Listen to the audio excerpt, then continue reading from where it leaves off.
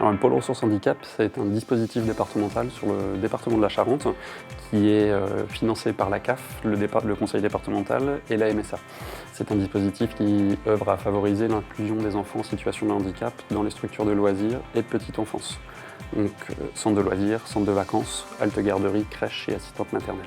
Les missions du pôle ressources handicap se déclinent en 4 axes. Le premier axe, le plus important, est d'accompagner les familles dans la recherche d'un lieu d'accueil, dans les démarches administratives liées à cette recherche, mais aussi dans l'accompagnement tout au long du séjour de l'enfant pour évaluer la qualité de l'accueil et les adaptations éventuelles à mettre en place. La deuxième mission va être plutôt axée vers les professionnels, accompagner les professionnels dans leur réflexion autour de l'inclusion des enfants en situation de handicap. Ça peut passer par le biais, par l'accompagnement de ces structures dans la rédaction des projets pédagogiques, mais aussi dans la construction des activités en amont de l'accueil d'un enfant en situation de handicap.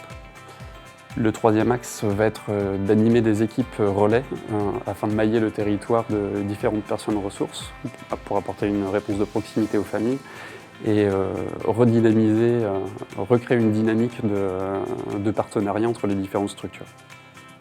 Et le dernier axe va être l'animation d'un centre de ressources documentaires et de malles pédagogiques à destination des enfants, des familles et des professionnels.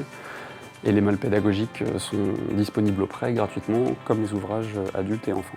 L'idée, c'est vraiment d'adapter en termes matériels sur les structures de loisirs et éventuellement, si le besoin se fait sentir, de trouver des moyens humains supplémentaires. Bien souvent, l'adaptation et de travailler avec l'équipe en amont suffit et il n'y a pas besoin d'animateurs supplémentaires. L'accueil d'un enfant en situation de handicap dans un centre de loisirs peut freiner les parents parce qu'ils ont subi pas mal d'échecs ou ont vu pas mal de portes se refermer, donc ils peuvent être un petit peu perdus et puis lassés de ces refus. Mais il y a aussi l'accompagnement des autres familles qui, elles, peuvent aussi avoir un frein de voir un enfant handicapé jouer à côté de leur petit garçon ou leur petite fille. Et voilà. Donc il y a un gros travail de changement de regard à mettre en place.